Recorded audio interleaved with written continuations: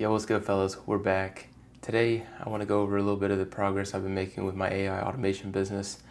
And I think last I left off, I've been showing some things you could do with AI, specifically like scraping tools and personalized lead follow-up with N8N. And that's mainly what I'm going to be going into moving forward. So I'm going to be doing N8N, personalized lead follow-up, I've switched niches to digital marketing just because the med spas is like a lot of female owned and they're not really easily contactable.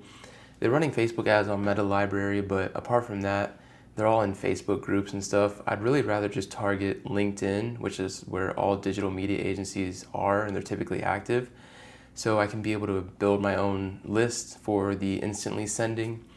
And this is really going to help just keep me aligned with who I want to speak to. Like, do I really want to be targeting med spas that do Botox and shit? Not really. I just wanted to take action and actually have something set and make a decision. But now that I made the decision, I'm kind of pivoting a little bit because digital medias typically rely on ads.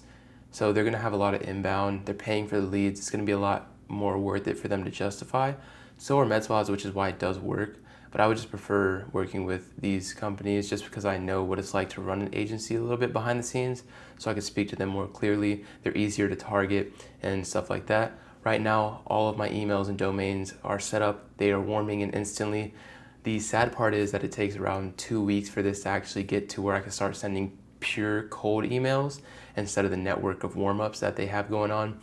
But that's where I'm at right now. I'm really just looking into dialing in my copy, and that includes my offer, the risk reversal, perceived likelihood of achievement.